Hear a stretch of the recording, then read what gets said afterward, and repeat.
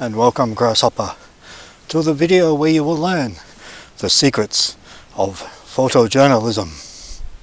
So as a photojournalist, you're called on to do all sorts of different photo shoots, and it can be indoors, outdoors, up close, can be taking shots of distance, events, football, things like that. So you wonder, well, what gear should I take? Maybe I should take everything. I've got lots of good prime lenses here. I've got a 16mm, 23mm, a 50mm, the 56. I've even got the beautiful 18 to 55 kit lens here for my Fujis. Why don't I take all of them? Because you never know what you might need. Now forget that. Instead, I load up my main camera, the XH1, with an 18 to 135 zoom, and that will take me 90% of the shots I need to take without any trouble at all. Not even with compromise. This will do the job. You don't need to take a whole lot of gear. Keep it as minimal as you can. In fact, on my shoots I take two cameras, one lens each. I take my main camera, the XH1, with that 18 to 135 zoom, and that'll do me just about everything. The second camera I'll take is my XT2 with the 12mm Samyang wide angle lens on it. Just for those things the 18 on that zoom won't quite cover. So might be group shots inside a room or something where space is tight and I haven't got a lot of room. I'll use the wide angle. So two cameras, two lenses. Leave all this at home. You don't need it. I'll tell you another secret. Sometimes I don't need all the big gear. The little X70, about the smallest Fuji APS-C ever made, does the job perfectly fine. And I can get away just with using this. You don't need all of the gear that you own for a photo shoot. Just take stuff that will cover the majority of shots and you'll be right. So, photojournalism, what's all that about? Well, it's about capturing photos for stories in media such as newspapers, magazines, maybe even electronic media, and giving them some pictorial coverage for the stories that go in their publications. Now I contract shoot for the Star News Group, which put out mastheads in the Yarra Valley and the Dandenong Ranges. So I cover a lot of community events and things that happen, and I'll run through some of the pictures that I've taken over the years for the newspapers, and they cover different categories. Could be community events, action shots, celebrities, breaking stories, political stuff, protests, and sometimes even tragedy, because the paper covers all sorts of stories. Okay, we're going to start with some action type shots here at different events. If people are doing things, that makes a better picture than people just standing there, although those ones have their place as well. We've got knights jousting an event. This one here, kids in a jumping castle. I quite like that picture, but it was very hard work to get because I was inside the jumping castle with the kids, and it's like being on a trampoline when others are jumping up and down, and I was bouncing around like a pinball. It was a very difficult shot. Then I cover other events, nice action events, the downhill skating that was held at Monbulk some years ago, and I was lucky enough to get a great shot of 3 riders falling while the 4th one went through to win the race. I cover air shows as well. This one here was what I call a lucky shot, because I was tracking one plane, and just as I pressed the shutter, a second plane flew into the frame, and I got them just at that right moment where they were quite close. They did that manoeuvre 2 more times, and I knew it was going to happen, and I couldn't get it. So I was lucky on that one.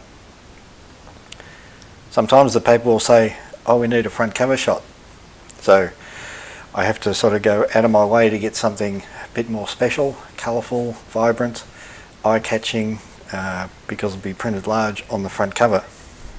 This other one, a wood chopper in action, fast shutter speed to catch the wood chips flying, the expression on his face.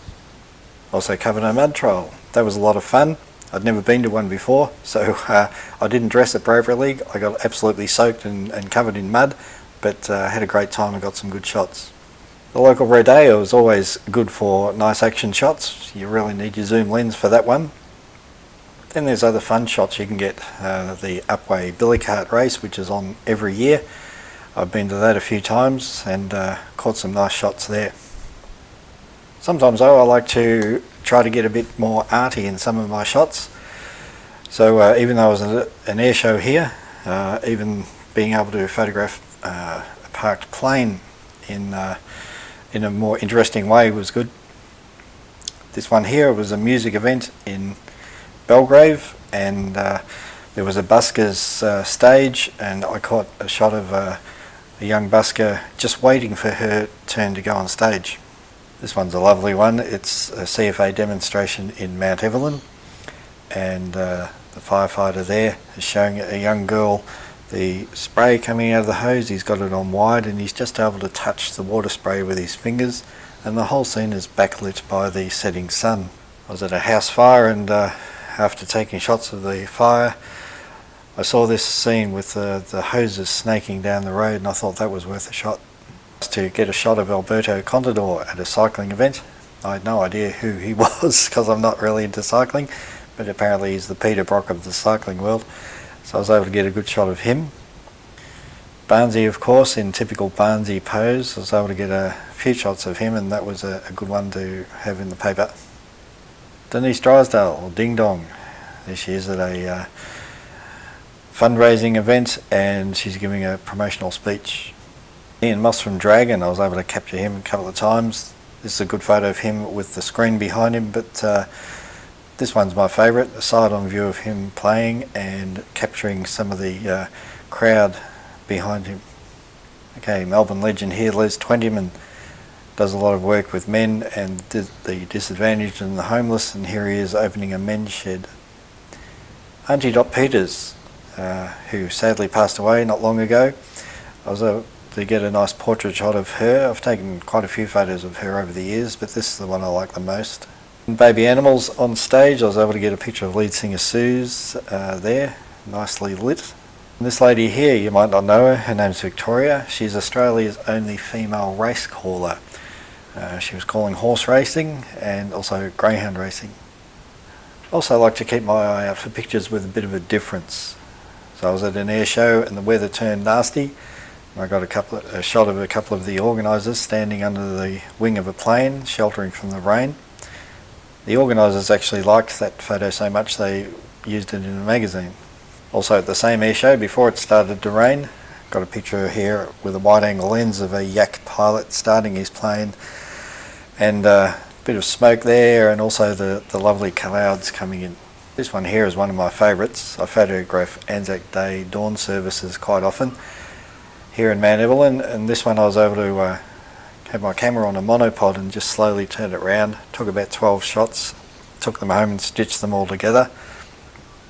The local RSL now have that printed up and framed hanging on their wall. Again, a thing with a difference, a knight dressed up in armour carrying a modern camera.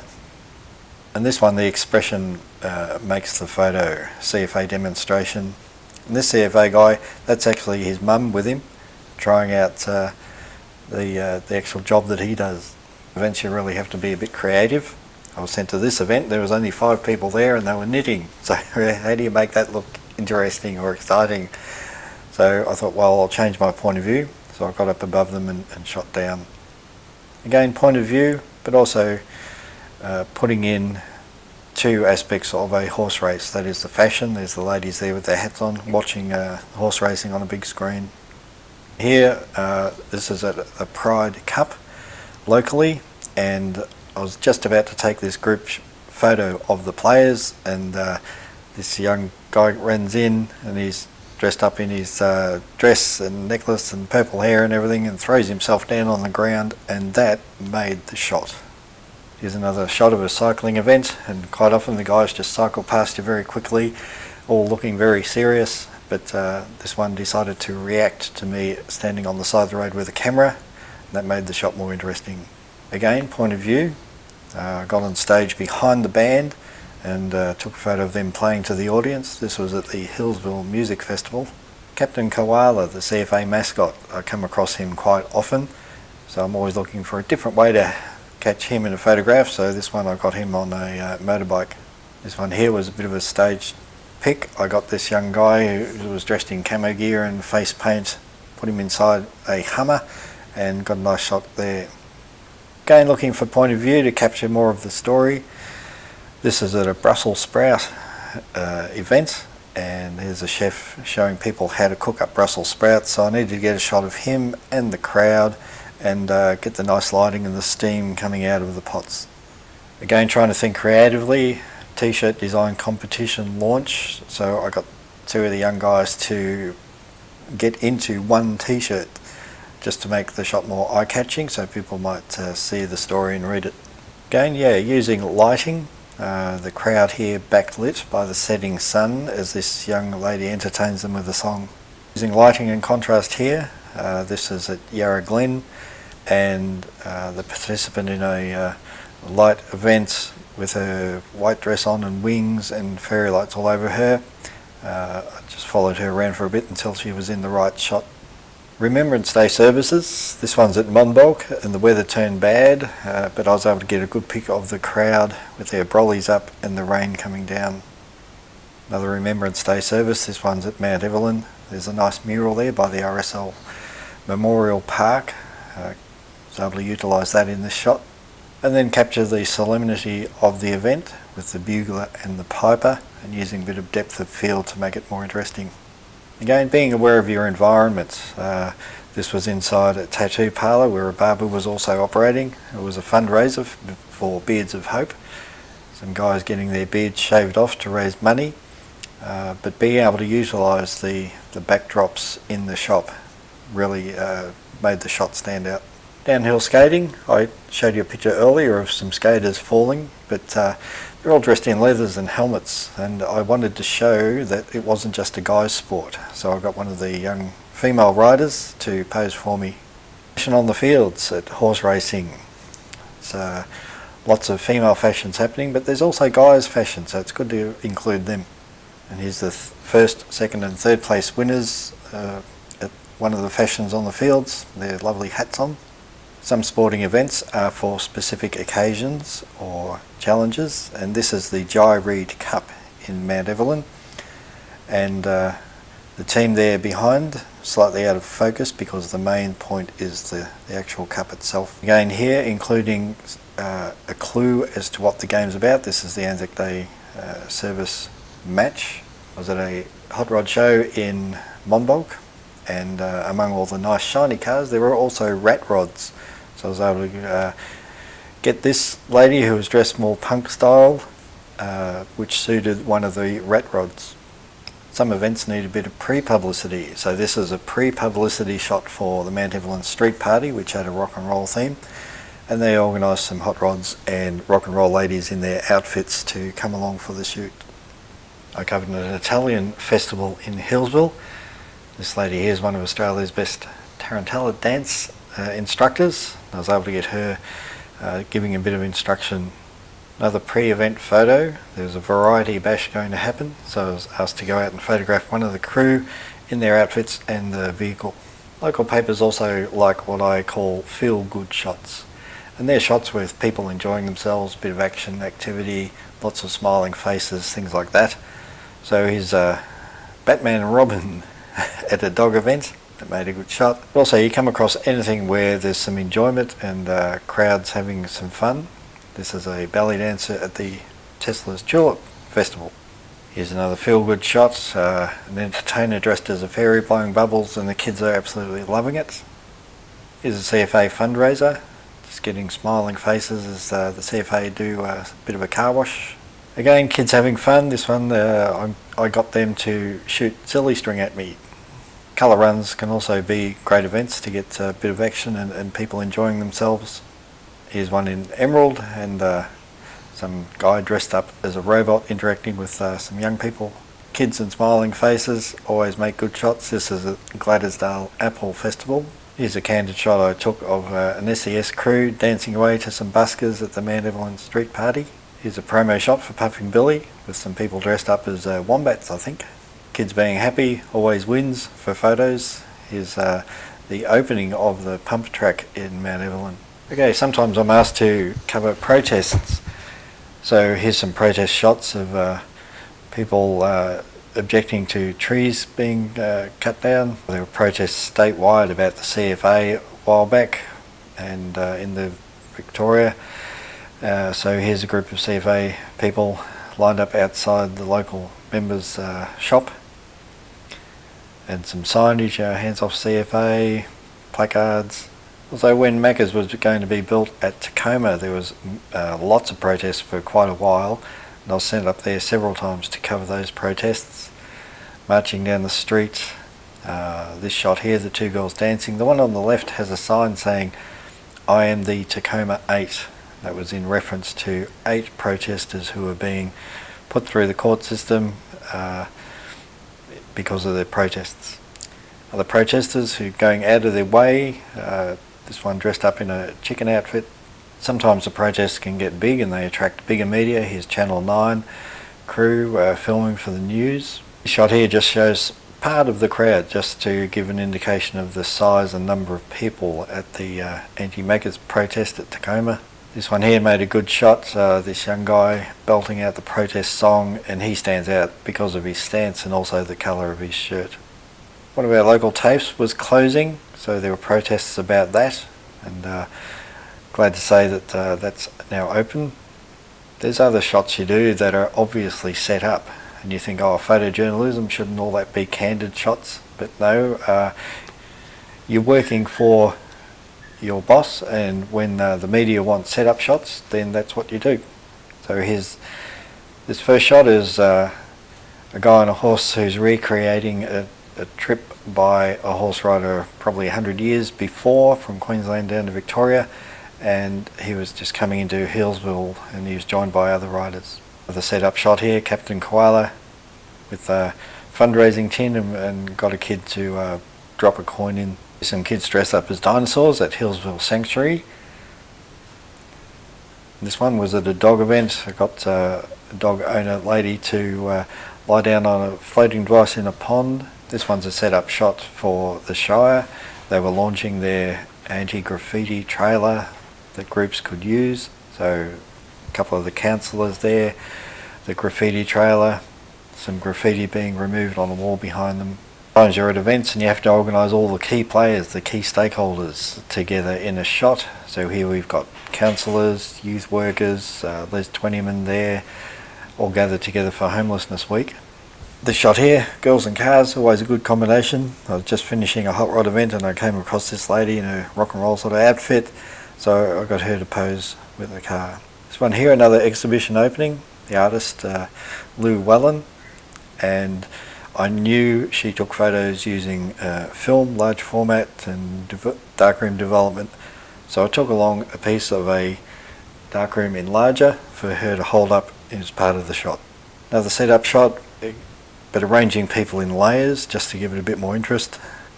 This one here was at the Linda Pool opening, and the CFA were there, so I went up to them and said, would you guys like to jump in the pool?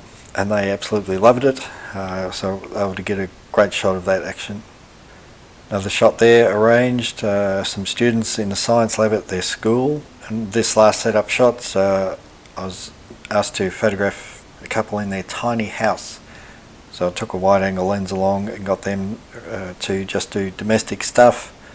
And then there's sport, that plays a big role in local papers, and the big ones of course are cricket or football, but there's other sporting as well. Cricket, nothing happens for ages and then all of a sudden in a split second all the action happens, so you really have to be ready to capture pictures like bails flying and stumps coming out of the ground. Football, there's more action happening all the time, so you simply have to wander around, make sure the lighting is right, you're in the right position, and the action comes to you. Here's one with a bit of backlighting. This one here is a pre-game bit of action. the guys here doing the haka. I don't normally photograph the umpires, but this one here, the goal umpire, in his typical stance, full of concentration and watching the ball like a hawk. Lots of other action happens in football matches, and it's good to always be on the ball and ready to take the shot as things happen. Yeah, the guy's going for the mark, but the opposition player behind him also going for the ball, but it looks like he's doing an eye gouge. Horse racing, of course, it's always good to get the horses passing the finishing post, but mix it up as well, get some close-up shots. Local athletics, when you're dealing with kids, you always have to get the parents' or carers' permission before you can use the photos. Also, story is very important for local papers, so if you can incorporate story into your photos, then you're on a winner. Here, 3 Vietnam vets, and they're also part of a bikers group, and here they are doing a tribute to people who lost their lives in the Black Saturday fires. This picture looks like someone's trying to stop me taking a photo, whereas in fact it was just the guy next to me waving his arms around as he talked to someone else, but it really made the shot look good. Here's a story in a picture, yellow carded. There's the ump in the background holding up his yellow card, and the football player is protesting the whole injustice of it as he goes off the field. Here's more story, a local artist, Kevin Boucher, painting the Hillsville railway station. He was able to get the station and the painting he was making of it in the same shot. This is a light the night event at Lilydale Lake in memory of people who'd passed away of leukemia, and the expressions on the ladies' faces added to the solemnity of the occasion. And now we come to the category of tragedy, and here I'll be showing shots of fires, car accidents that involve injuries or fatalities. So if you feel that you don't want to look at these pictures, there's nothing gory, no blood or anything in them, but if you've been affected by people passing away in a car accident or something, you might want to switch this YouTube off before we go on to this section. This one here, I was driving home from a photo shoot at a hot rod event in Hillsville when I came across this one. A guy going to the event in his hot rod had lost control and hit a barrier on the side of the road. He only broke his ankle, but because it was related to the story I was covering earlier, I took that shot. And came across this cyclist who'd been hit by a car.